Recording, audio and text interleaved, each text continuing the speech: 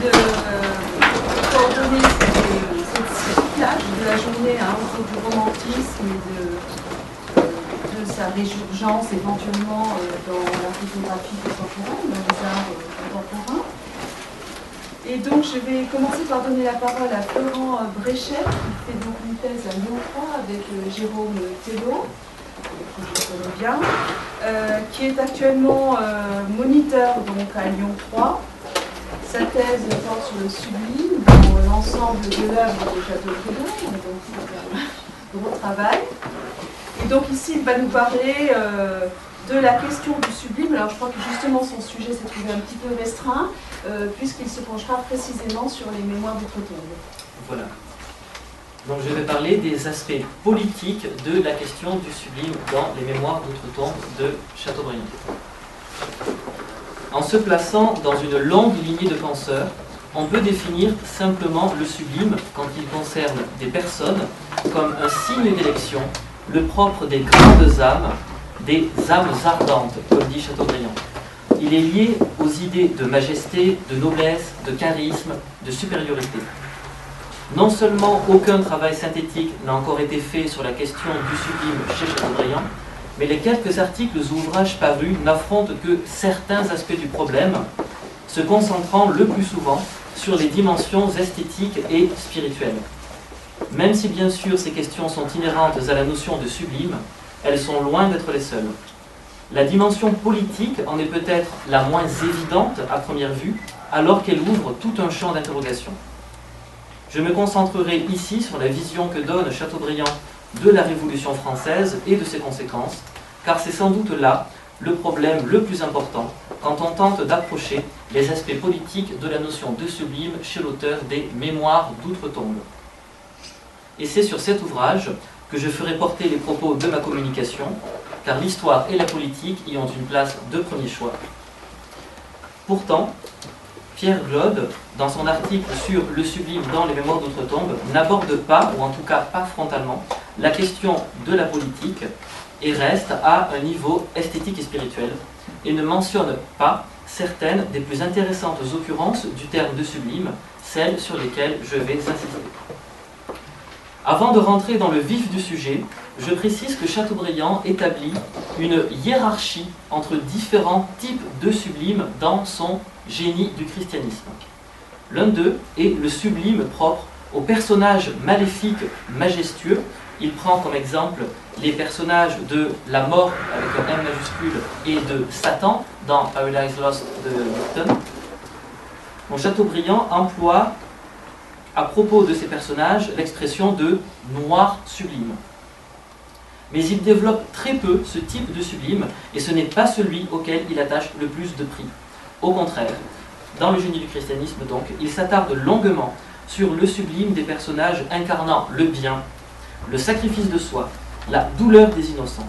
Il mentionne souvent la figure du Christ, ainsi que tous ses avatars, comme par exemple les martyrs.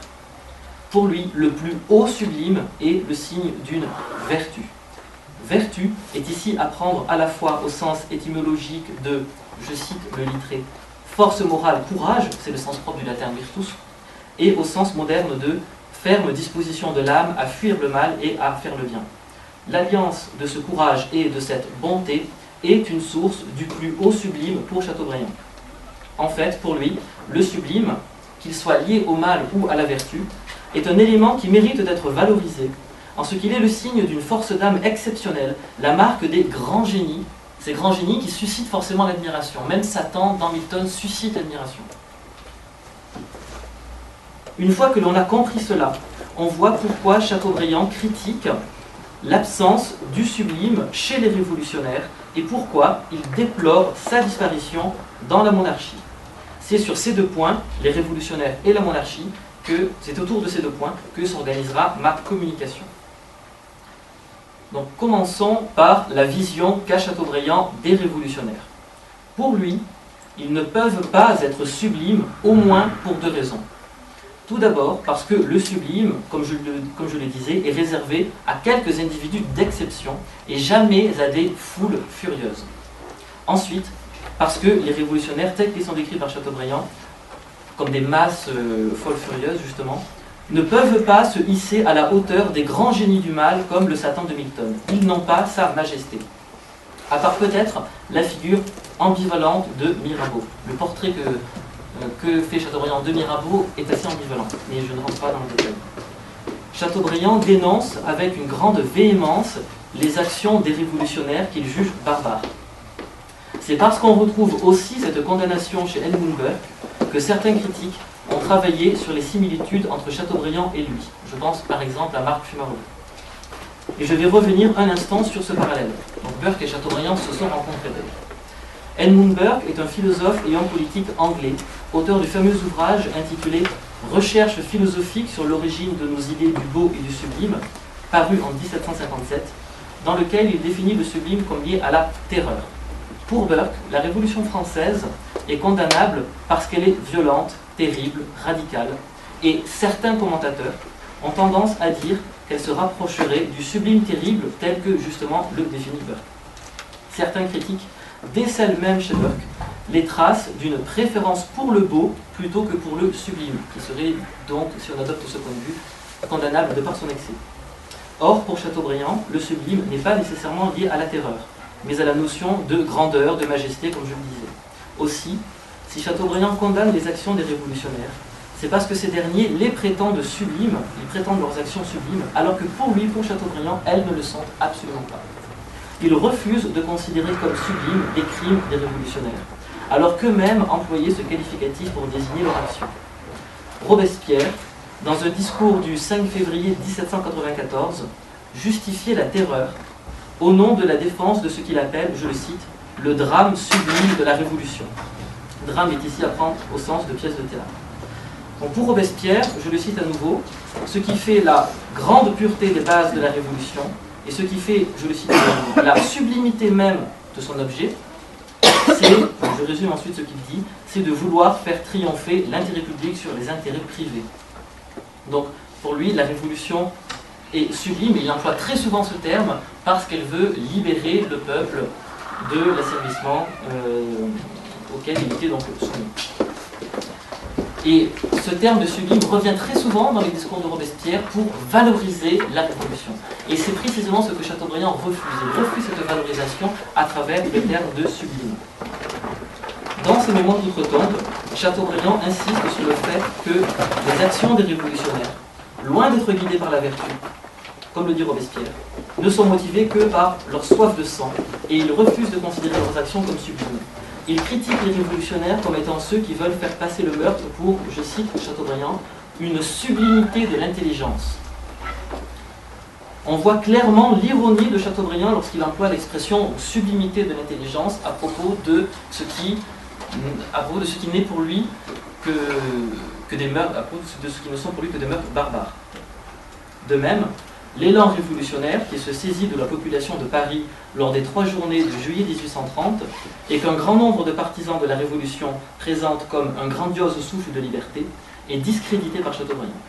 Alors que dans la rue se font entendre les cris de « Vive la liberté », sa description des barricades dans les quartiers pauvres et populaires est à ce propos éloquente. C'étaient des scènes tragiques et bouffonnes, des spectacles de tréteaux et de triomphes. On entendait des éclats de rire et des jurements au milieu des coups de fusil, du sourd mugissement de la foule à travers des masses de fumée. Bon, Chateaubriand ramène à des spectacles de battleurs, c'est ce que l'on voit avec le terme tréteau, ce qui devait être un spectacle épique, c'est ce qu'on voit avec le terme de triomphe. Et le grotesque, il emploie le terme de bouffon, annihile les prétentions au sublime des révolutionnaires, ces révolutionnaires qui ne sont plus qu'une foule mugissante. Mais ce que Chateaubriand dénonce avec le plus de virulence, c'est le fait que la Révolution a aussi porté atteinte aux valeurs morales. Il critique violemment les mœurs de son temps, marquées selon lui par la Révolution de manière extrêmement néfaste. Il écrit dans ses mémoires que, je le cite, « La Révolution est une vaste destruction politique, placée au milieu de l'ancien monde. Craignons qu'il ne s'établisse une destruction beaucoup plus funeste. Craignons une destruction morale par le mauvais côté de la Révolution. » Et plus loin, il souligne que cette destruction a déjà commencé. Il déplore le fait que pour nombre de gens de son époque, je le cite à nouveau, « toute laideur est belle, toute opprobre honorable, toute énormité sublime, tout vice où tout vice a son admiration qui l'attend. Nous sommes revenus à cette société matérielle du paganisme où chaque dépravation avait ses autels. Donc on soulignera l'ironie avec laquelle Chateaubriand emploie le terme de sublime pour qualifier les énormités des exactions des révolutionnaires. Ce qu'il dénonce, c'est la récupération par les révolutionnaires, qu'il voit comme des criminels, d'une valeur qui est pour lui éminemment positive, celle de sublime. Celle du sublime. Car il en fait une valeur plus qu'un simple concept. Mais Chateaubriand la mentionne pour en faire un usage politique. Le sublime devient un argument pour rabattre les prétentions des révolutionnaires et dévoiler, derrière le masque de grandeur dont ils se parent, leur violence et leur dépravation. Quand Chateaubriand ironise sur le sublime dont prétendent se parer les fauteurs de troubles et les dépravés, c'est pour mieux souligner l'absence de cette qualité chez eux. Mais si les révolutionnaires ne sont pas sublimes pour Chateaubriand, la monarchie, elle, ne l'est plus. Elle n'a plus la grandeur qui était autrefois la sienne et qui faisait la grandeur du peuple français. Son sublime, dont le sublime de la monarchie, pouvait venir à la fois de son caractère épique et de son caractère sacré. Or, elle a perdu ces deux aspects depuis la mort de Louis XVI, qui a montré que le peuple pouvait disposer d'une couronne. Quand Chateaubriand évoque Louis XVI dans ses mémoires d'outre-tombe, il le qualifie de roi, saint et martyr, selon l'image alors en vogue dans les milieux légitimistes dont il faisait partie. Néanmoins, s'il lui applique ces termes élogieux de roi, saint et martyr, il en reste là et ne dresse jamais, en tout cas à ma connaissance, il ne dresse jamais de Louis XVI un portrait sublime, ni n'emploie ce terme à son égard. Il reconnaît même que le roi était faible, c'est le terme qu'il emploie, même s'il insiste immédiatement après sur le respect que doivent inspirer la vertu et le malheur du roi. C'est que, pour les aristocrates dont faisait partie Chateaubriand, dans chaque membre de la noblesse se rejoignent en fait deux réalités. Il y a d'un côté le titre, transmis par l'ascendance, et de l'autre la personne avec ses qualités et ses défauts particuliers. C'est ce qu'a bien montré Norbert Elias dans son étude sur la société de cour. Un roi peut être faible, il n'en reste pas moins un roi, donc il faut le respecter. Et cette notion de respect est essentielle pour Chateaubriand, en ce que c'est elle qui garantit la cohésion sociale. Le roi rassemble la nation autour de lui dans un commun respect pour sa personne. S'il disparaît, cette cohésion vole en éclats. Pourtant, Chateaubriand reconnaît que ce respect s'attache plus facilement à la force et à la splendeur, au sublime donc, plutôt qu'à la faiblesse, et il n'a de cesse de rappeler la gloire des anciens rois pour l'opposer au peu de grandeur des rois de son temps. Car ce qui est pour lui une des causes de la chute de la monarchie est la disparition de cette sublime grandeur, à commencer par la perte de la valeur épique. À cause de leur mauvaise gestion de la crise de juillet 1830, Chateaubriand dévalorise le roi Charles X, son fils le dauphin et toute la cour. Cette pâle monarchie défigurée et sanglante, écrit-il. Il ajoute que, pour lui, rien n'est grand aujourd'hui parce que rien n'est haut. Ce qu'il déplore, en fait, c'est la déchéance de la monarchie et le manque d'héroïsme chez les descendants de monarques prestigieux, comme on le voit dans la comparaison qu'il fait entre la royauté de 1830 et celle du XVIe siècle. Donc je le cite. Lorsque le fils du Balafré, le duc de Guise, Auxil Saint-Paul, maréchal de la Ligue, ont reconnu dans ce coup d'épée la fierté du sang des Guises. Mais quand Monsieur le Dauphin, plus puissant seigneur qu'un prince de Lorraine, aurait pourfendu le maréchal Barbon, son ennemi, qu'est-ce que cela eût fait? La description que Chateaubriand fera de ces mêmes personnages, Charles X et son fils le Dauphin, quand il ira les visiter à Prague, dans leur exil à Prague en 1833, ne sera pas plus élogieuse que celle qu'il en fait dans les lignes citées. Le sublime n'appartient plus aux hommes, car ceux-ci ne sont plus les héros virils qu'ont été leurs ancêtres. Mais ce qui faisait le sublime de l'ancienne monarchie, autrement dit ce qui lui assurait le respect du peuple, et donc ce qui lui permettait d'assurer la cohésion sociale, était non seulement la dimension épique des rois, mais aussi leur caractère sacré. Or, Chateaubriand insiste également sur la perte de ce caractère sacré aux yeux de la population, notamment pour la monarchie de Louis-Philippe Ier, qui a succédé à Charles X après 1830. Afin de souligner cette déchéance, il compare l'élection humiliante de ce roi citoyen qui était Louis-Philippe Ier au couronnement grandiose d'Henri IV. Donc je cite Chateaubriand. Lorsque Henri IV, après son entrée à Paris, alla se prosterner à Notre-Dame, que l'on vit ou que l'on crut voir à sa droite un bel enfant qui le défendait et que l'on prit pour son ange gardien, Je conçois que le diadème était sacré. L'oriflamme reposait dans les tabernacles du ciel. Mais depuis que, sur cette place publique, un souverain, Louis XVI, les cheveux coupés, les mains liées derrière le dos, a abaissé sa tête sous le glaive au son du tambour, depuis qu'un autre souverain, Louis-Philippe Ier, environné de la plèbe, est allé mendier des votes pour son élection, et Chateaubriand souligne le terme élection, au bruit du même tambour sur une autre place publique, qui conserve la moindre illusion sur la couronne. C'est ce même passage qui a été analysé par Pierre Glode dans son article sur le sublime dans les Mémoires d'Outre-Tombe, mais dans une perspective spirituelle qui lui faisait dire que pour Chateaubriand, Dieu, principe de toute grandeur, semble s'être retiré du monde. Donc sans rentrer dans ce débat sur les croyances de Chateaubriand, savoir s'il était sceptique ou pas, je proposerai une interprétation politique de ce même passage. Pour le mémorialiste, tout le pouvoir de la classe politique réside dans son influence directe sur l'esprit du peuple. L'important n'est pas tant de savoir si Dieu était véritablement à côté du roi, mais c'est le fait que le peuple ait cru le voir, comme il le précise d'ailleurs lorsque l'on vit ou que l'on crut voir. La couronne doit faire illusion afin que sa vertu sublime rayonne sur ses sujets et qu'il fasse montre de respect, de piété même, autrement dit qu'il ne fomente pas de révolution qui provoquerait immanquablement la ruine du royaume. Mais Louis-Philippe a ôté à la royauté son sublime en même temps que sa dimension sacrée, et ce dès qu'il a accepté d'être élu. Une semaine après cette élection, Chateaubriand s'exclame dans son discours à la Chambre des Pairs, qu'il rapporte dans ses mémoires, « La monarchie n'est plus une religion ». Or, pour Chateaubriand, la cause ultime de la destruction du lien social, c'est l'impiété. Impiété qui peut concerner non seulement Dieu, mais aussi ses représentants sur terre, les rois.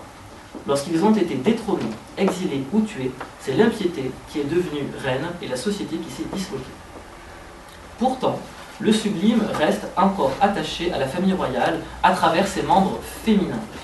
Il ne s'agit plus alors de la valorisation épique de héros guerriers, ce temps de la monarchie est passé. Non, il s'agit bien plutôt d'une grandeur tout à fait différente, qui devient le propre des femmes et des vaincus. En effet, si ce ne sont pas les révolutionnaires qui sont sublimes pour Chateaubriand, ce sont ceux qu'il présente comme leurs victimes, la famille royale et surtout ses membres féminins. Ce sont les femmes qui font montre d'une force d'âme qui fait défaut aux hommes. Grandes par le malheur, elles se parent d'une vertu et d'une gloire d'une autre sorte. Leurs malheurs les rendent sublimes, comme si elles étaient grandies par la souffrance. L'adjectif sublime revient en effet à plusieurs reprises pour qualifier les attitudes ou les paroles ou même les lettres des princesses et des duchesses dans les Mémoires d'Outre-Tombe. Alors que cet adjectif de sublime n'apparaissait pas dans les évocations de Louis XVI, pourtant qualifié explicitement de martyr. Tout se passe comme s'il y avait un réinvestissement de l'image de la Vierge au cœur percé de douleur dans les portraits qui sont faits des membres féminins de la famille royale. Dans une lettre que Chateaubriand écrit à la duchesse d'Angoulême, qu'il appelle Madame la Dauphine, il la présente presque explicitement comme une martyre lorsqu'il évoque les catastrophes qui la firent leurs plus illustres témoins et leurs plus sublimes victimes. Donc il emploie cette expression sublime victime. La duchesse représente, pour les légitimistes comme Chateaubriand, la royauté martyrisée par les révolutionnaires. En effet, elle est la fille de Louis XVI et de Marie-Antoinette. Elle a été enfermée pendant son adolescence à la prison du Temple avec ses parents et son petit frère qui y est mort alors qu'il n'avait que 10 ans, et elle a accompagné Charles X dans son exil. Chateaubriand la représente comme une princesse affligée, murée dans la douleur, même si c'est là une image toute faite, un cliché, il faut bien le dire, en vogue dans les milieux légitimistes et qui ne correspondait pas à la réalité du caractère de la duchesse. Et Chateaubriand, et dont je passe faute de temps, mais il évoque, le terme de sublime revient plusieurs fois pour qualifier la duchesse d'Angoulême que Chateaubriand présente vraiment comme une image hiératique de souffrance en fait. Et cette image, bien sûr, a un but politique. Elle est sublimée donc à la fois par son malheur et par sa dimension de symbole de la monarchie martyrisée.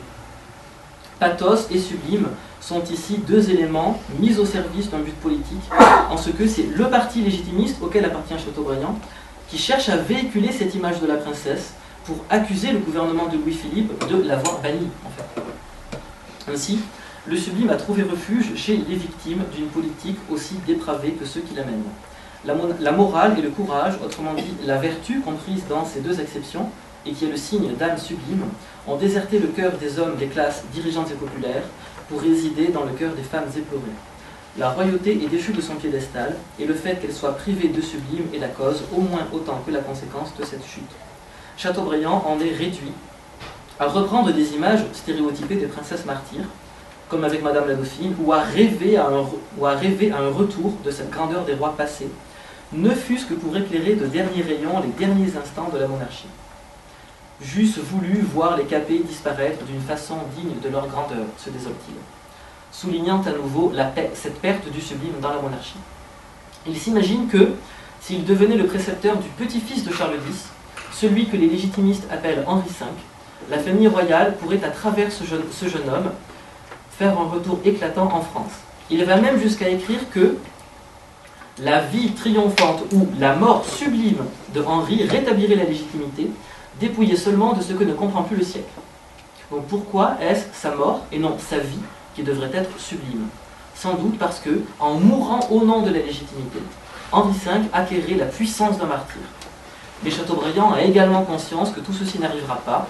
Il sait qu'il ne deviendra pas le précepteur d'Henri et que celui-ci ne sera jamais roi. Et effectivement, il ne sera jamais roi. Aussi, la monarchie n'a plus, selon lui, qu'à mourir d'une façon éclatante, recouvrant un instant le sublime de ses ancêtres. Pour conclure, on ne peut qu'évoquer tout ce qui resterait à dire sur ce vaste sujet de la dimension politique de la question du sublime dans les mémoires d'autretemps.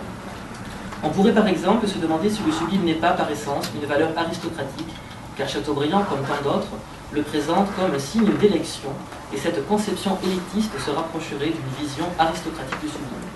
Il faudrait également interroger la figure de Napoléon, qui est souvent présentée comme sublime par Chateaubriand lui-même. Il parle de sa sublime démence. Comme si Napoléon avait retrouvé, au moins pour un temps, la grandeur qu'avait perdue la monarchie, même si lui-même finira par chuter, justement à cause de la trop grande ampleur de ses rêves. Mais je dois m'arrêter là, et je vous remercie de votre attention.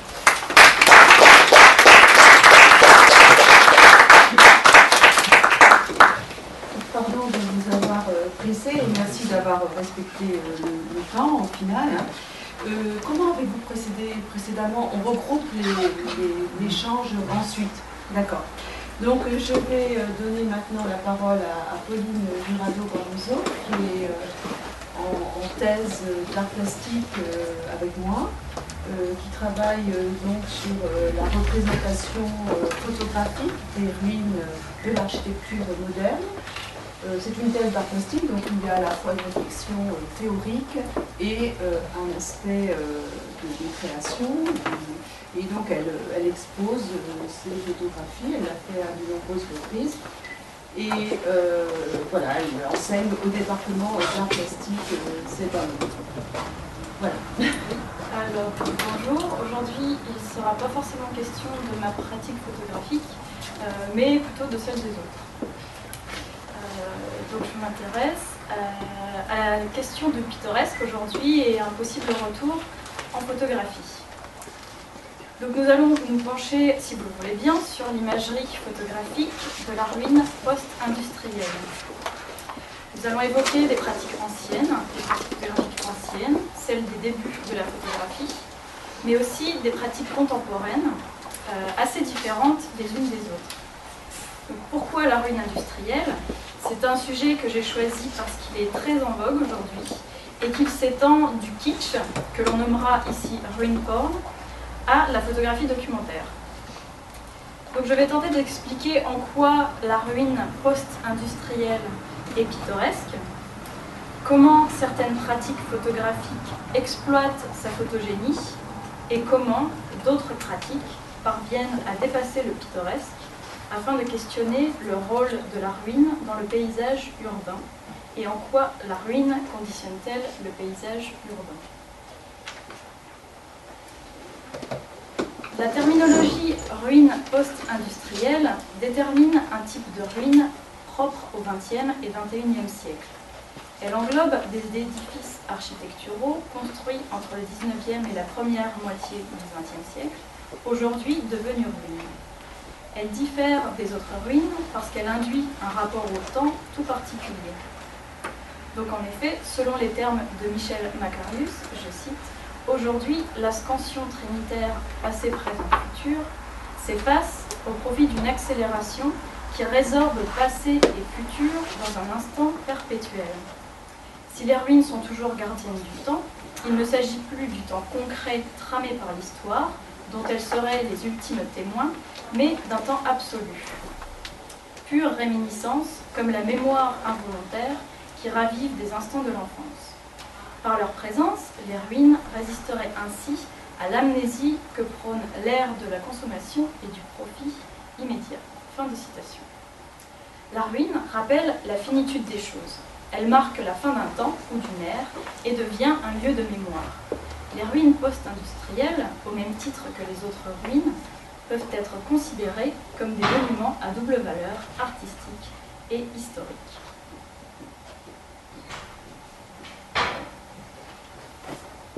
La ruine est-elle un objet photogénique? La photographie de ruine est une tradition qui est apparue dès l'invention de la photographie. Elle permet de rapporter un souvenir d'un pays lointain et ou de garder une trace de ce qui est susceptible de disparaître. Selon Martha Carayon, la ruine est photogénique par excellence. Elle vient renforcer le caractère indiciel de la photographie en étant l'image d'un fragment qui renvoie à une entité disparue. La photographie de ruine est une trace de trace. Elle se prête ainsi à la représentation photographique depuis plus d'un siècle et demi. Aussi, on remarque dès cette époque que la ruine est appréhendée par les photographes selon différents points de vue. Sur cette vue de John B. Green, nous allons nous intéresser à la manière dont il contextualise la ruine. Cette contextualisation permet de faire émerger un paysage duquel émane une certaine beauté romantique, voire même un sentiment de sublime. Au XIXe siècle, le désert est associé au sublime. Et dans les images de John B. Green, la ruine est restituée dans son environnement. Le photographe utilise en effet un cadre assez large qui laisse place à une grande étendue d'espace autour des ruines.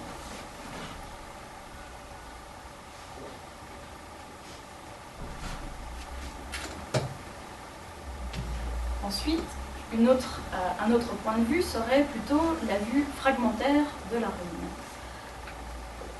Ici, nous avons un certain isolement du sujet qui peut être observé dans cette image, un jeu de dramatisation avec la lumière. Comme le disait Chateaubriand, les formes ouvertes favorisent les jeux de lumière. Et donc on se rapproche un petit peu du pittoresque, du beau tableau de ruine.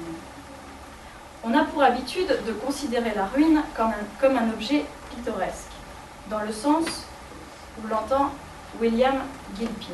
Je cite, « Les objets pittoresques sont ceux qui plaisent par quelques qualités propres à fournir un sujet avantageux à la peinture. Une pièce d'architecture de Palladio peut être élégante au plus haut degré, mais si vous la mettez sur la toile, elle devient immédiatement un objet compassé et cesse de plaire. Pour lui donner des beautés pittoresques, ce ne serait pas du ciseau, mais du marteau destructeur dont il faudrait faire usage. D'un bâtiment fini avec soin, faire une ruine agresse. » La conjonction des ruines au paysage constitue donc un sujet avantageux à la photographie, autrement dit photogénique.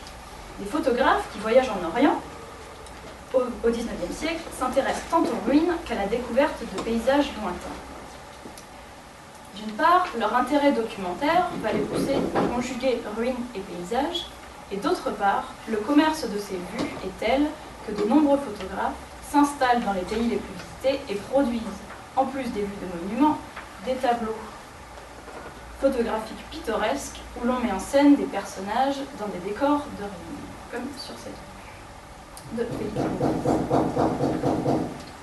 Intéressons-nous aux pratiques contemporaines. Serait-il possible d'appliquer tous ces critères à la ruine post-industrielle? Est-elle pittoresque au même titre que la ruine romantique?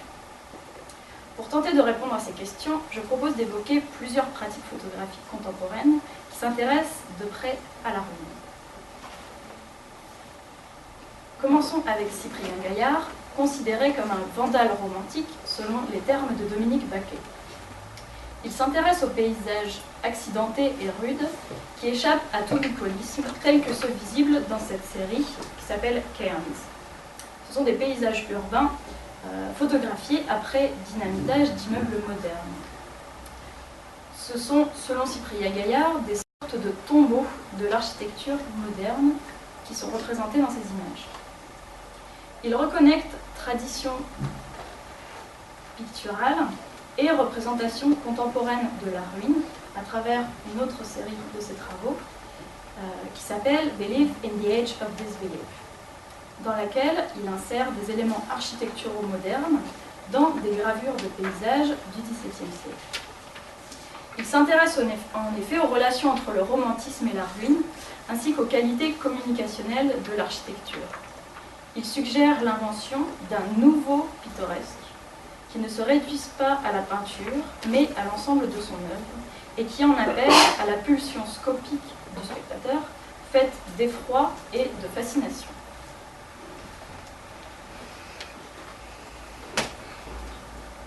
Le pittoresque est ce qui s'oppose à l'imagerie scientifique, dans un premier temps. Le paysage, en photographie, est longtemps resté attaché à une vision romantique, trop décorative, et a été complètement rejeté pendant l'époque moderne. Aujourd'hui, visée documentaire et sujet pittoresque ont tendance à converger, notamment dans les travaux de certains photographes, dont Éric Baudelaire. Ces images font preuve d'une grande qualité esthétique, d'une recherche de vérité, de constats actuels sur le réel, et surtout d'une volonté de non spectaculariser la ruine.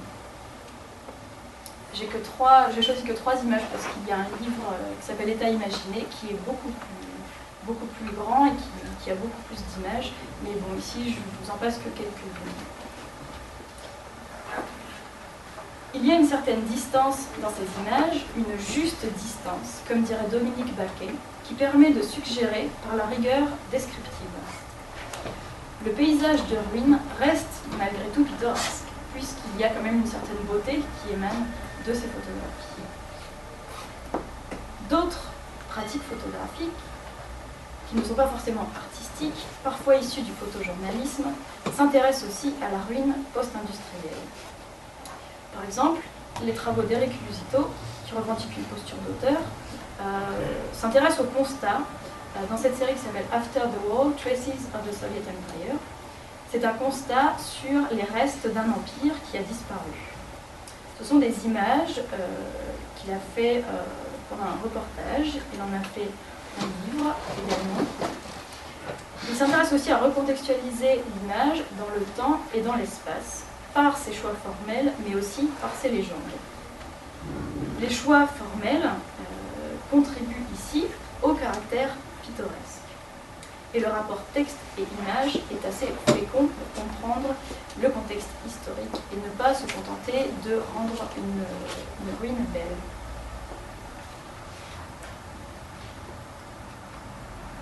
Voilà notre image d'Éric Lusito.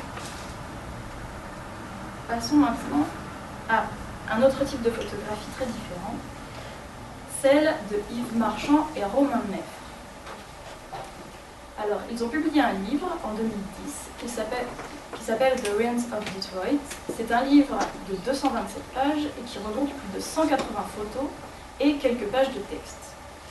Dans leurs images, la ruine post-industrielle est photographiée de différentes façons. Il n'y a pas un style particulier, mais une pluralité de styles. Sur cette première vue, qui est aussi la couverture du livre, l'architecture en ruine est rognée. Elle est amputée de plusieurs morceaux, puis recomposée dans d'autres vues du même livre.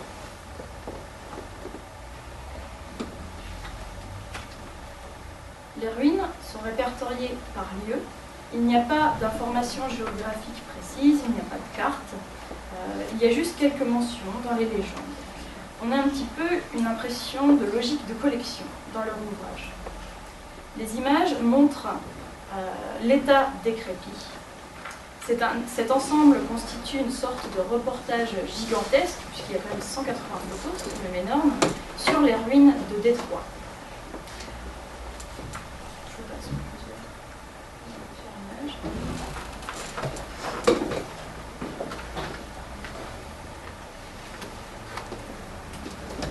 On a un petit peu de mal à saisir la démarche de ce photographe. Est-ce qu'il s'agit d'un travail documentaire ou de la constitution d'archives, ou simplement l'envie d'esthétiser les ruines post-industrielles afin de les faire rivaliser avec les représentations des ruines romantiques. L'image photographique peut aussi, ici, être assimilée à une sorte de trophée photographique, au sens où l'entend Suzanne Sontag, soit une image qui serait, dans ce cas précis, gagnée au prix de dangereuses explorations dans les lieux où l'accès est interdit ou fortement déconseillé. Sans doute une façon aussi de s'approprier le lieu, de vouloir le posséder. Donc nous avons différents types de vues dans cet espace, comme je disais, des vues frontales, des vues à distance, des vues extérieures, des vues intérieures, aussi beaucoup d'objets. Et ce changement incessant de distance de la part de ces photographes ne nous informe pas de l'existence d'un protocole très déterminé dans leur pratique photo, c'est-à-dire un parcours qui serait particulièrement bien défini, en répétant à chaque fois le même type de vue pour chaque bâtiment. Ici, au contraire, c'est plutôt en fonction du bâtiment et en fonction de leurs trouvailles qu'ils font sur place qu'ils vont s'intéresser à photographier un espace, un objet ou une architecture. On note aussi la présence de vues assez monumentales qui viennent un peu théâtraliser les espaces en ruine. Mais revenons juste sur ce type de vue. Des vues à distance, avec une lumière homogène, un redressement des perspectives, un soin dans la construction de l'image, ce qui rappelle un petit peu les critères d'objectivité photographique mis en œuvre par le style documentaire dans les années 30 et repris par les Bécher dans les années 1960-1970. Cependant, les Bécher travaillaient différemment avec d'autres matériels et ils élaboraient un protocole assez précis. La présentation en série des Bécher, qu'on retrouve un petit peu ici, était toujours identique. Ils constituaient une sorte d'archivage, mais ne mitraillaient pas un même lieu, et leur posture était assez conceptuelle. Ici, on note une référence au Bécher, parce que pendant quelques pages, on va avoir une présentation comme celle-ci, en série. Mais ça passe. On ne sait pas trop ce que ça vient faire dans ce livre, au milieu d'autres vues qui sont présentées autrement. Donc les critères d'objectivité ne sont plus un moyen de prendre de la distance par rapport au sujet, ni l'affirmation d'un parti pris objectif. Mais ils forment plutôt un style, une manière. Les codes esthétiques employés permettent une mise en scène du réel et la transformation de l'espace en image, en tableau photographique. C'est donc une manière qui est visible ici, et non une posture.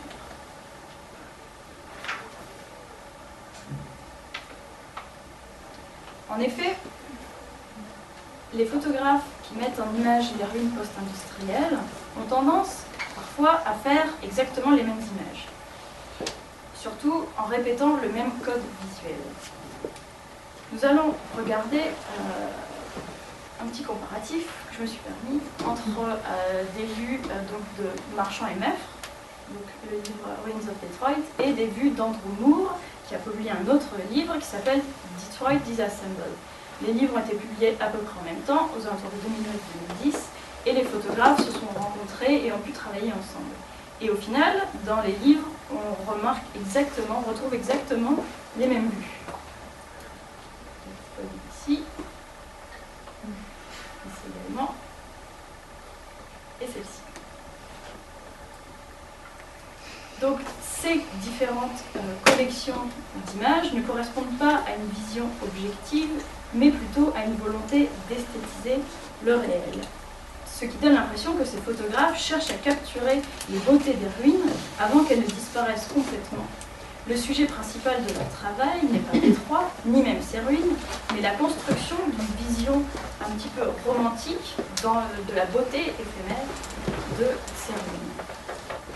Les critiques qui ont été faites à ces photographies sont notamment le fait de former une collection de fragments de lieux qui ne parvient pas à constituer une histoire complète et qui sont au final des images d'aucun lieu ni objet en particulier, mais une vision idéalisée. Comme le soulignent deux blogueurs qui sont journalistes, qui s'appellent Nick Sher et Carl Gunnarsson, qui sont américains, qui se sont penchés sur la représentation des ruines post-industrielles en photographie. Je cite, « Les photographes ne représentent pas simplement Détroit, mais ils construisent à l'aide d'images l'idée de Détroit ruiné. Ces photographies opèrent comme une dramatisation de l'idée d'un empire sur le déclin. Il y a une association entre Détroit ruiné et le déclin de l'empire américain. » Fin de citation. C'est donc la représentation de la nostalgie plus que de lieux concrets dont il est question dans cette série.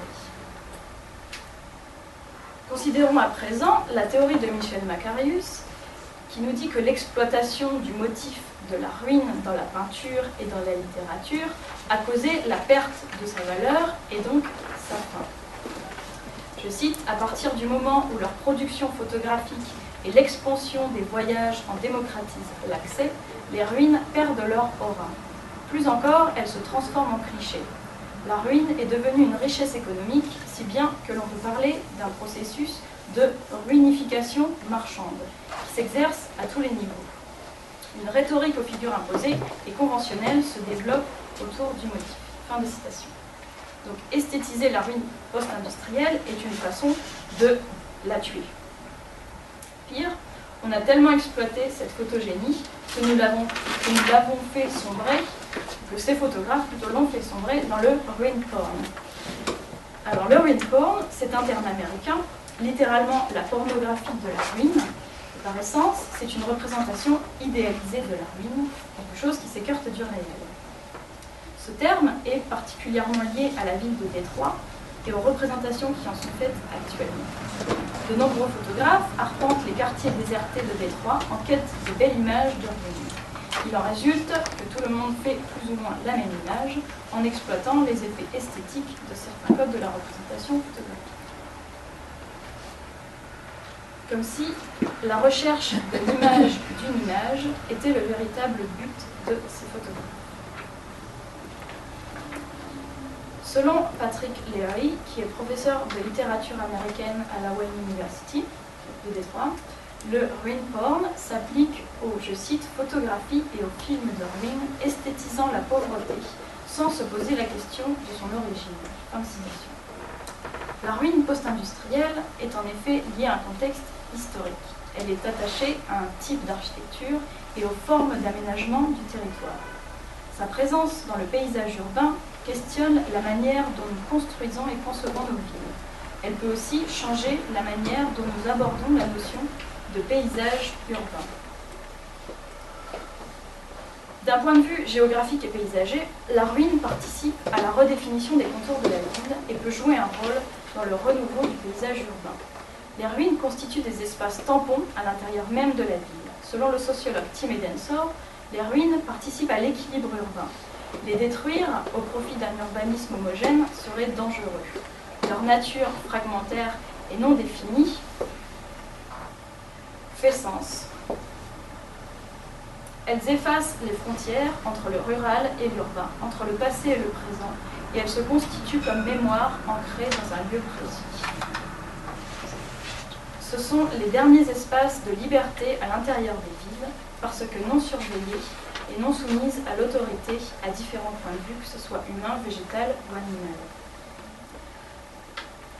Tout comme la ruine, le paysage urbain est donc une notion qui n'est pas figée. Le paysage urbain est désormais associé à l'image de la ville telle qu'elle s'est développée dans la deuxième moitié du XXe siècle, c'est-à-dire une ville dont les tissus s'éparpillent en zones et dont les limites entre l'URSS et la campagne s'estompent.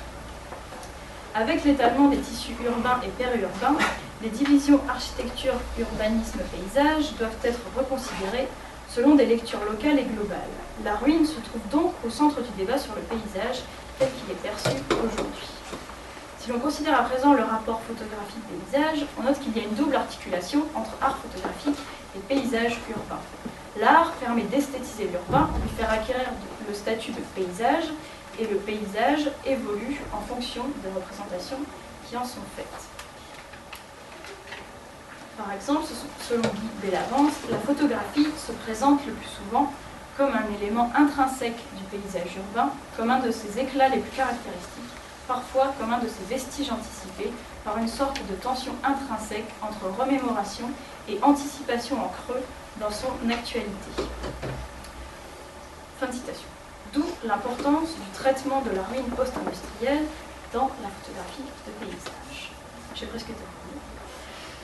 Le pittoresque en photographie se traduit donc par deux tendances. D'un côté, les pratiques qui exploitent les qualités pittoresques de la ruine post-industrielle jusqu'à son épuisement, et qui finalement renvoient la photographie à une forme d'art toujours attachée à des critères esthétiques propres à la peinture. Mais le pittoresque n'est cependant pas incompatible avec une posture documentaire qui replace la ruine post-industrielle dans son environnement urbain et participe en cela à la redéfinition même de ce que peut être le paysage urbain. Il serait alors question d'un nouveau pittoresque descriptif.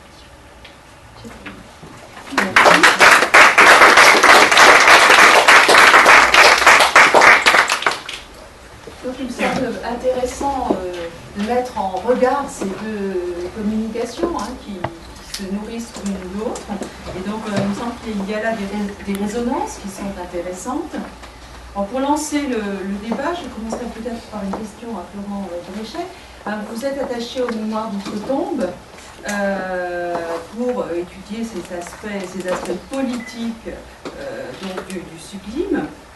Est-ce que vous qui avez aussi travaillé sur l'itinéraire de Paris à Jérusalem, on en parlait tout à l'heure, est-ce qu'il vous semble que dans d'autres textes de Chateaubriand, par exemple le récit de voyage, on va trouver une appréhension du sublime et de ses dimensions politiques qui sera différente?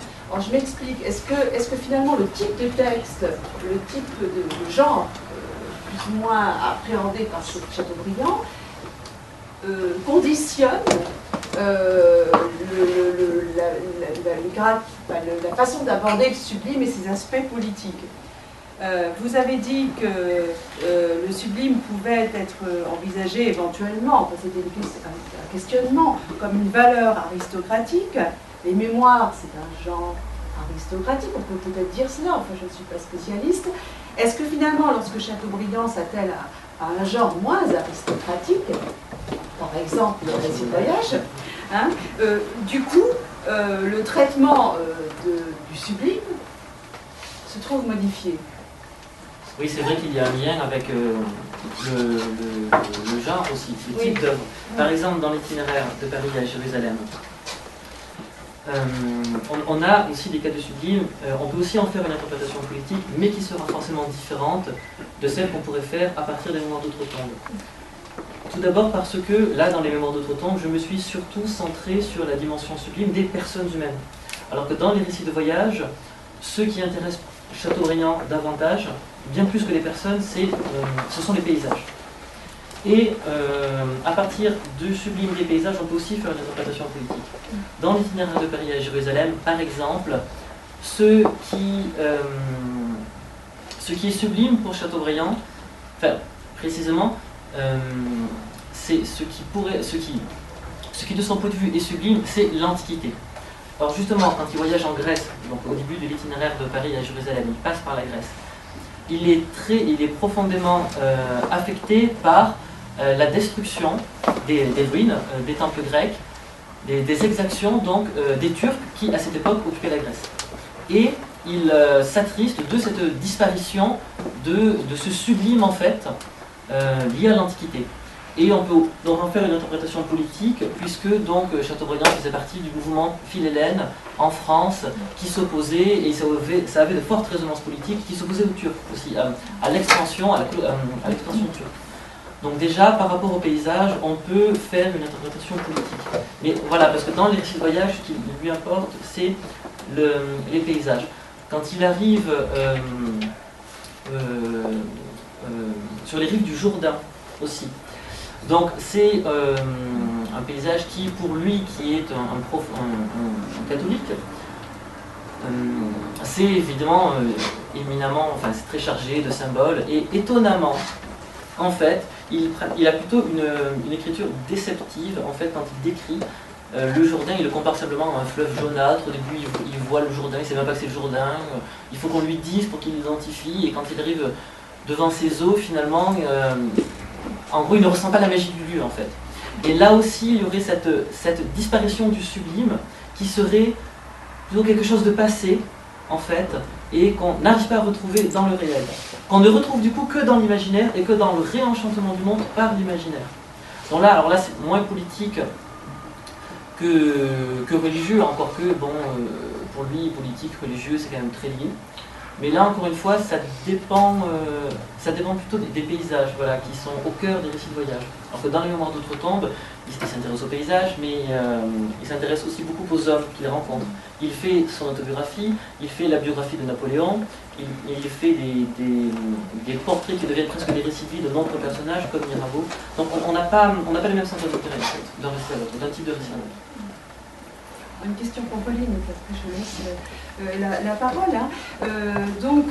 Pour faire le lien avec la question du sublime, alors vous avez dit à propos des photographies de John Bay Green qu'il y avait des dimensions sublimes, que vous avez bien relié avec la question du contexte, effectivement. Qu'en est-il du sublime dans les photographies de ruines contemporaines que vous avez envisagées? Peut-on dire qu'il y a un déficit de sublime, du coup, dans cette présentation contemporaine?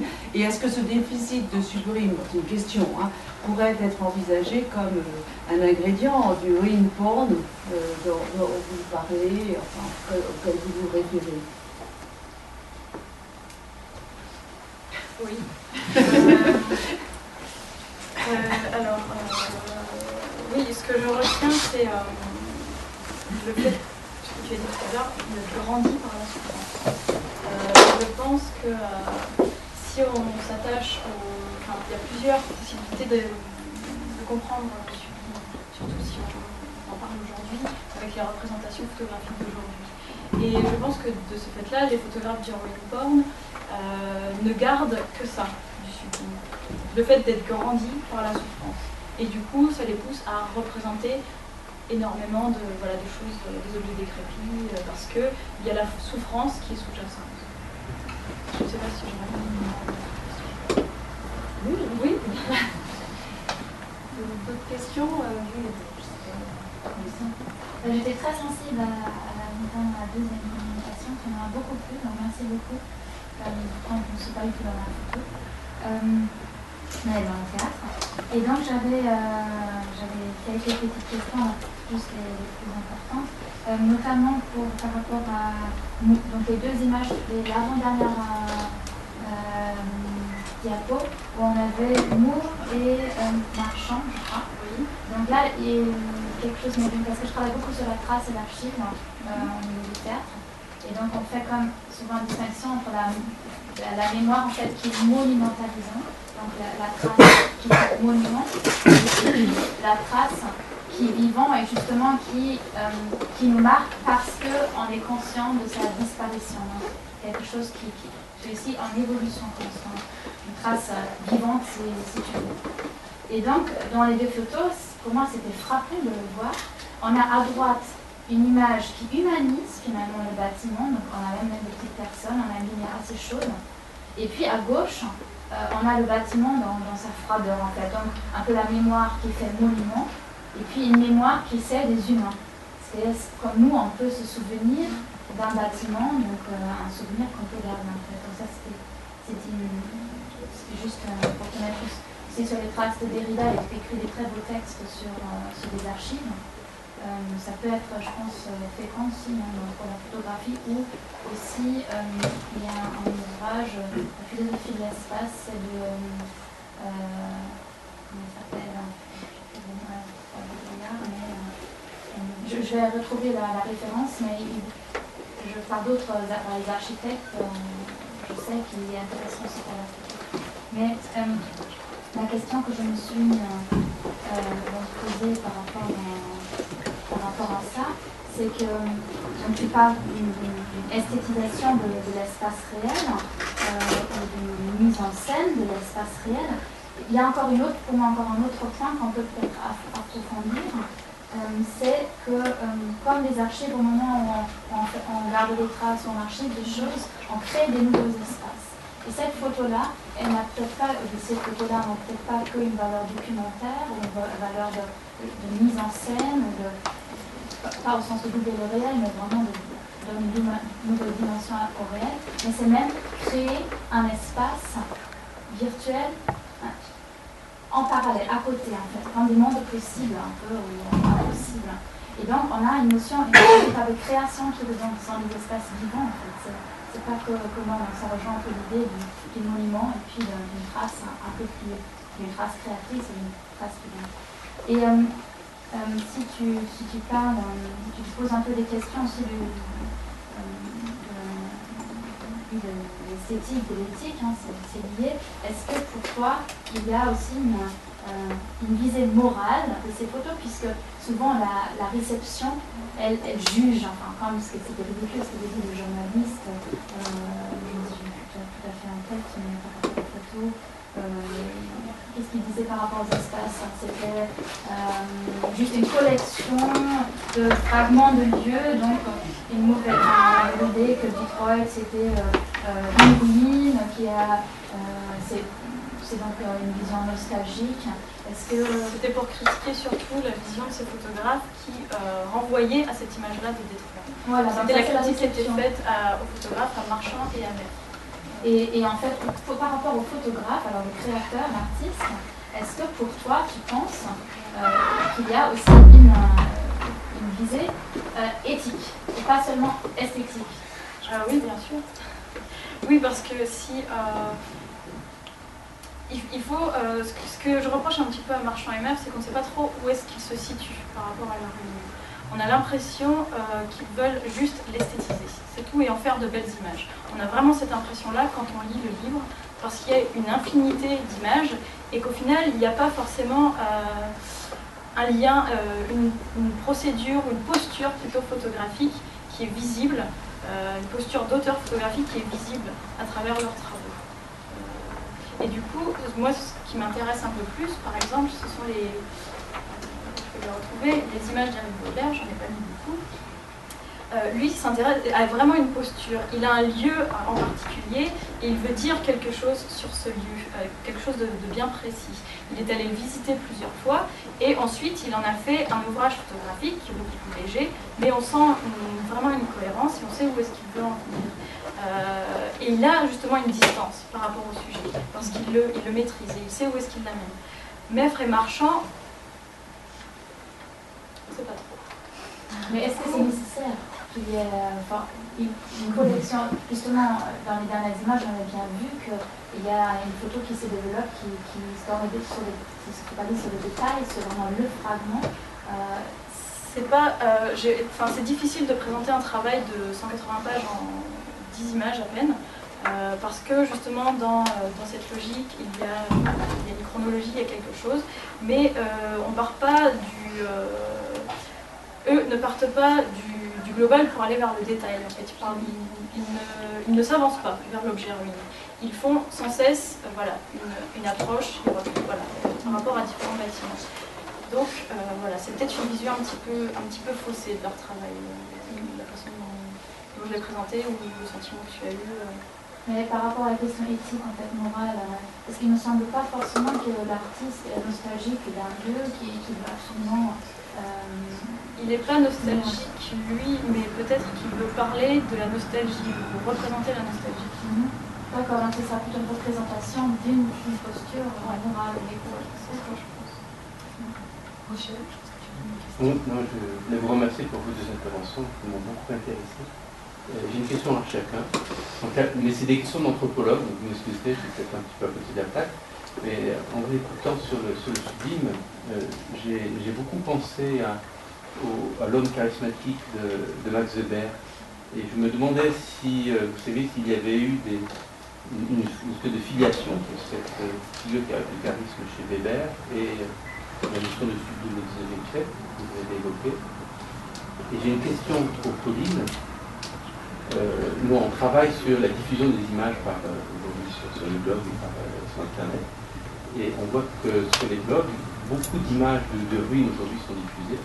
Et ma question, c'était de savoir si les photographes que vous évoquez, les Baudelaire, que je trouve super, ou d'autres, sont diffusés sur Internet, et si on peut voir une réutilisation des figures, des motifs, du style qui est le leur, je ne sais pas comment l'exprimer, par des blogueurs ou par des gens qui créent leur propre site, comme Tim Edensor par exemple, qui a dû peut-être coquiller un peu. Je ne connais pas cette partie-là de l'œuvre de Max Weber sur l'homme charisme. Après, donc est-ce qu'il y a vraiment une filiation entre le 19e et Max Weber? Ça, je ne pourrais pas vraiment répondre, parce que je n'ai pas vraiment étudié Weber. Après, de toute façon, cette idée que le sublime, c'est un signe d'élection, c'est lié à c'est le propre du génie, c'est de toute façon quelque chose qu'on retrouve à travers les âges depuis l'Antiquité. Enfin, je veux dire, La Bruyère, enfin, on pourrait en citer plusieurs, mais le premier qui me vient à l'esprit, c'est La Bruyère, qui dit que à peu près, pour le sublime, seuls les plus grands génies en sont capables. Enfin, bon. Et c'est quelque chose qu'on retrouve de toute façon. Donc il n'y aurait peut-être pas seulement une filiation entre le 19e et Weber, mais seulement entre Weber et tout un courant de pensée qui remonte jusqu'à l'Antiquité. En fait. Le charisme idéopolitique, chez Max Weber. Oui, enfin, j'imagine, je ne connais pas trop cette partie de Weber, mais oui, le charisme en politique, oui, de toute façon, il est évident qu'en politique, on ne peut pas percer sans charisme, bien sûr. Après, est-ce qu'il a été particulièrement influencé par le 19e, ça je ne sais pas. Mais je vais développer, enfin je vais chercher. Je le note. Donc oui, il y a énormément de blogs sur les ruines et justement les blogs reprennent les travaux de ces photographes. Ces photographes eux-mêmes ont un site mais ils ne publient pas toutes leurs images parce que ça fait plus de 180 et ils ne les mettent pas intégralement. Donc les blogs présentent une version du travail photographique qui peut aussi fausser le travail de l'artiste, du photographe. Et aussi la ruine devient un motif sur Internet et très très réutilisé. Par exemple, il y a une image que je vais retrouver, l'image d'une horloge fondue qui a été. Cette image a été reprise, enfin, l'horloge a été reprise pour fabriquer une montre par la marque Swatch. Donc on reprend la ruine, on la vide. Cette façon de la représenter, l'abondance des images de la ruine permettent de. C'est un peu une montre de Dali. Oui, bien sûr, oui. Mais là, c'est vraiment exactement les mêmes images. Oui, c'est vrai, bien sûr, ça me rappelle Dali. Oui, la ruine devient un motif et une façon de faire de belles images par d'autres pratiques qui sont les pratiques amateurs. On retrouve énormément de ruines porn sur Flickr ou sur Instagram où tout le monde y va de son image de ruine en vacances un peu partout. Oui, merci beaucoup pour vos deux interventions qui étaient effectivement très riches et alors la coordination là était très judicieuse. Moi j'avais des remarques plus que des questions en fait à Pauline concernant cette question de la ruine qui est très riche puisqu'elle convoque à la fois la question de l'objet, du paysage, de l'espace, du temps. Et pour rebondir un petit peu sur ce que disait Aline tout à l'heure et sur la question de l'appropriation et de la création d'un nouvel espace en fait à travers cette ruine, je me demandais si tu connaissais le travail de Martí Llorens, qui est un photographe espagnol dont parle Juan Fontcuberta dans son petit livre qui s'appelle Le baiser de Judas, et qui à mon avis est vraiment très intéressant parce qu'en fait Martí Llorens travaille à la chambre et il enregistre la démolition de bâtiments Et donc il recrée des ruines fantomatiques en fait sur l'image. Avec un temps de pause. Voilà, tout à fait, avec un temps de pause qui est conséquent et qui du coup véritablement crée, là il y a le médium photographique fonctionne à plein et enfin, ses propres modalités. Et il me semblait que c'était vraiment intéressant. Après, sur un tout autre registre, et encore une fois d'appropriation et de recréation, ça me fait penser au travail de Georges Rousse, qui là se loge à l'intérieur d'une ruine. Il me semble que c'est systématique, hein, la ruine chez Georges Rousse, en tout cas l'espace désaffecté, et qui du coup voilà, questionne le devenir et l'avenir en fait de ces espaces. Oui, il y a toujours une question de recyclage, voilà, tout à fait, qui est sous-jacente. Là, j'en ai pas parlé parce qu'il faut se concentrer sur quelque chose de précis. Mais oui, c'est un sujet qui est très très vaste. Et oui, la question du recyclage. Et ce qui m'intéresse aussi, c'est la in situ. Comment on peut recycler la ruine moderne, parce que c'est mon sujet, in situ. Et comment les photographes qui représentent la ruine moderne dans son paysage urbain vont être un élément déclencheur à des rénovations ou à une vision du paysage in situ. Oui, je sais pas, je pense aux missions, aux commandes photographiques de la DATAR, forcément, enfin, ce genre de démarches photographiques qui ont un impact véritablement et économique et politique. C'est très intéressant. Oui, oui, j'arrive. En fait, moi, je me demandais quelque chose en voyant les photos, quelque chose qui m'a frappée, c'est qu'il n'y a absolument pas de représentation d'une personne, en fait, du tout dans les ruines. Est-ce que c'est systématique Ouais, est-ce que c'est systématique est-ce que ça je me demandais, ça participe à une esthétique, à une idée d'essentialiser hors du temps. Enfin, je sais pas comment. Oui, je comprends ce que tu veux dire. Ouais, voilà. Il y a plusieurs postures photographiques. Il y a beaucoup de représentations photographiques de la ruine qui sont faites un petit peu sous le schéma de la photo d'architecture. C'est-à-dire, voilà, on cadre à la chambre, un temps de posement, on ne veut pas de personnage, on s'intéresse au bâtiment, à l'objet. Ensuite, il y a une autre posture photographique où il y a d'autres photographes qui ont travaillé sur Détroit, qui photographient les gens à l'intérieur de cette ville qui est en partie en ruine, en partie pas en ruine, heureusement, et comment on arrive à développer une vie ou à vivre autour des ruines. Là, j'en ai pas parlé parce que le sujet était plutôt le pittoresque et c'est encore autre chose. Mais oui, ça existe, mais c'est une toute petite partie sur la grosse imagerie de la ruine post-industrielle. Donc c'est pas du tout quelque chose de prégnant dans l'imagerie. C'est pas quelque chose de prégnant dans l'imagerie de la ruine. C'est vraiment une manière de concevoir la ruine comme étant hors du temps humain. Oui. Okay. Alors, si je puis me permettre, dans les photos du 19e siècle, John Begin ou d'autres photographies de l'époque, on a une élimination quasi générale de la figure humaine, sauf quand un petit homme est admis pour servir d'aune à la présentation des édifices. Et cette élimination de la figure humaine, elle n'est pas tellement due à des raisons techniques, de longueur de la prise de vue, pour partie, mais elle est assez concertée, puisqu'à l'époque, les ruines étaient très investies par les hommes. Elles n'étaient pas du tout conservées, muséifiées comme elles le sont aujourd'hui. Il y avait au contraire des petits commerces, des objets, des gens qui y étaient. Et donc, il y a vraiment, à l'époque, au 19e, une volonté d'enlever toutes ces traces de la présence humaine afin, là, d'essentialiser la ruine, là, pour le coup. Alors, c'est un petit peu différent de ce qui se passe aujourd'hui, mais à l'époque, on a tendance à dire que c'est parce qu'on ne pouvait pas représenter l'individu, ils auraient été flous, c'est pour partie vrai, mais c'est surtout que là, on est dans une essentialisation de la représentation de la culture, de l'héritage patrimonial, etc. Donc, le lien avec ce qui se passe aujourd'hui, je ne sais pas. Mais c'est une étude à faire. Oui, c'est une étude à faire. Ce qui est important, c'est les photos de Demsov sur son site, qui dit que la ruine, c'est le lieu de la vie, etc. Il n'y a jamais personne.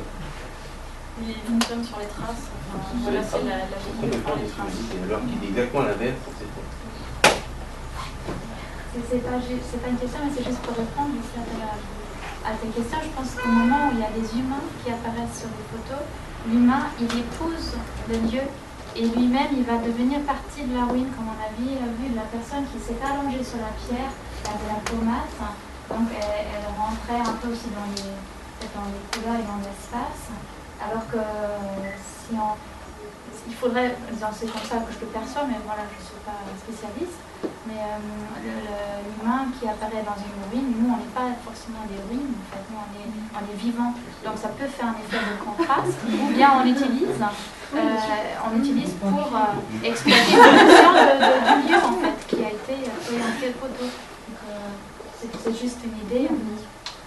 Il y a aussi une grosse mise en scène dans la photo de Félix Bonfils. C'est une grosse mise en scène. Après, il y a d'autres photographes qui veulent juste faire un reportage. Ils ne mettent pas en scène leur modèle, ils vont juste voir, observer les gens, comment les gens vivent, investissent les ruines. Donc ce sera une posture différente, ou peut-être la figure humaine fusionnera moins avec l'espace, mais va produire un décalage. Parce que bon, c'est vrai que le noir et blanc permet de faire fusionner le bâtiment, la figure humaine, couplée à la mise en scène, mais dans la photographie de reportage telle qu'on peut la faire actuellement, la ruine est quand même... Je vais montrer l'image. La ruine a des couleurs bien particulières, des couleurs, des tonalités qu'on va retrouver dans de nombreuses photos, et l'humain va ajouter des couleurs un peu plus vivantes, et on arrive à voir quand même à l'intérieur d'une même image, voilà, une mise à l'écart, une mise à distance un petit peu. Voilà, c'est des très grands formats, c'est des choses qui s'apprécient vraiment en grand format, et puis en projection, on voit moins bien cette équipe. Eliane, oui, j'avais une question pour Florent Brochet à propos des deux révolutions, la Révolution française et la Révolution de 1830. Est-ce que l'approche par rapport soit à la prétention sublime ou au refus du sublime, c'est la même approche qu'à Chateaubriand, ou est-ce qu'il fait une différence entre les deux révolutions?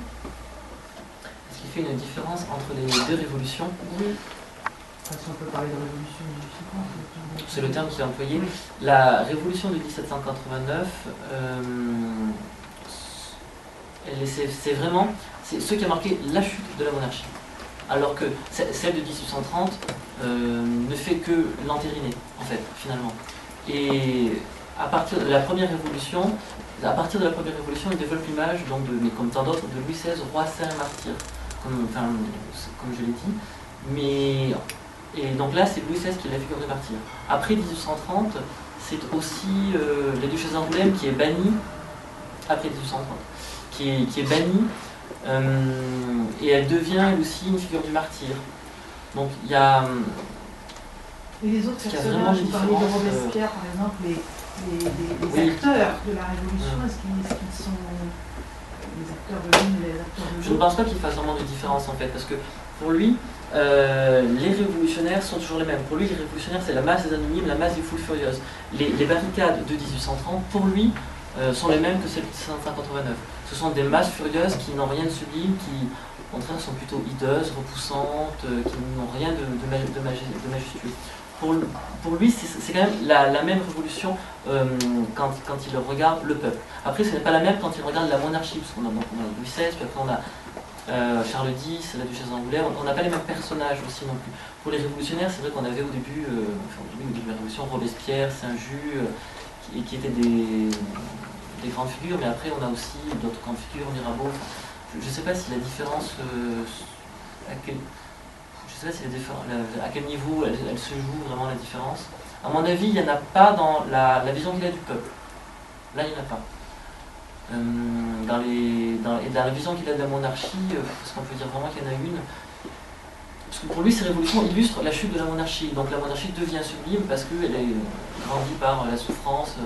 Donc je ne pense pas qu'il y en ait vraiment non plus, en fait. Enfin, je ne saurais pas répondre de manière très claire peut-être, mais pour lui, ils se ressemblent quand même par leur violence, par le fait que, oui, lui il marque la chute de la monarchie, l'autre l'enterrit, donc on a quand même la même continuité en fait finalement. Je ne suis pas sûr qu'il y ait une vraie différence pour lui, en fait. Je ne sais pas si j'ai répondu très clairement. Je peux éventuellement accepter encore une dernière question toute petite. Oui, J'en ai déjà, il y a une remarque à faire sur la présence des personnes dans le paysage en ruine ou pas. À la fin des peintures de paysage, à la fin du XVIIIe siècle, à la fin de choses, quand on a dans la peinture de ruines des gens, c'est qu'on est dans un processus idéologique de rapport au temps, de mémorisation, pas de nostalgie, mais de commémoration de l'Antiquité. Et dans la peinture, ça existe tout le temps. Les gens se promènent dans les ruines comme le lieu où l'histoire est encore présente. Dans la photographie et même dans le cinéma, c'est à voir, c'est plutôt parfois un décor. C'est peut-être là où j'arrive à ma question, qui s'adresse aux deux.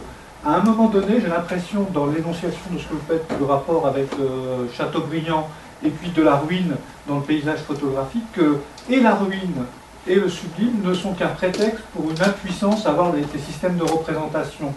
J'ai l'impression que Chateaubriand échoue à comprendre ce qu'est la Révolution française, à la différence d'un réactionnaire comme Joseph de Maistre, voilà, qui lui réintroduit le sublime dans la Révolution, même s'il ne l'aime pas, il se rend compte de quelque chose, et que nous, aujourd'hui, par rapport à la non-historisation, ce que vous appelez la condensation des temps, on a une impuissance à avoir des représentations de villes, et donc on les focalise, c'est une question, hein, on les focalise sur les ruines.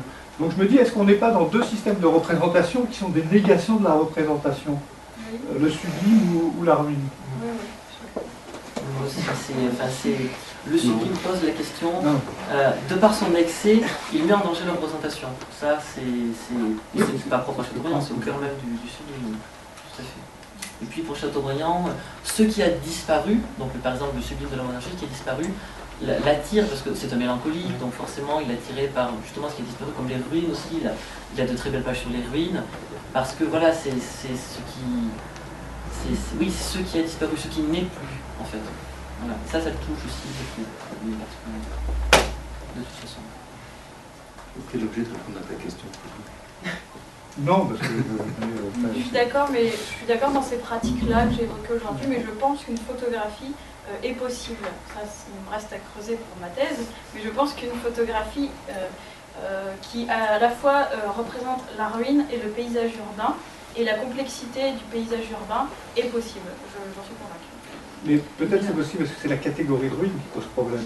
Il y a d'autres catégories, il y a la friche, il y a l'espace vague, il y a le désenclavement des villes, leur désertification, qui sont des modalités d'approche photographique d'un territoire qui sont différentes. Là, je pense que ruine fonctionne comme une catégorie esthétique, enfin un concept esthétique plutôt qu'une catégorie esthétique.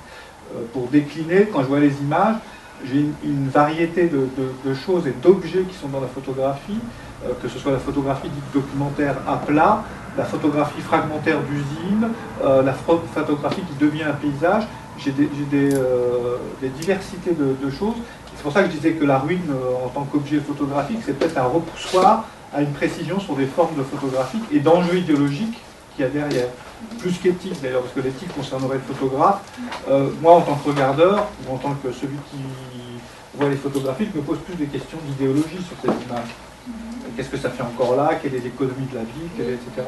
Outre peut-être le plaisir, entre guillemets, qu'on peut avoir à regarder des images qui sont esthétisées.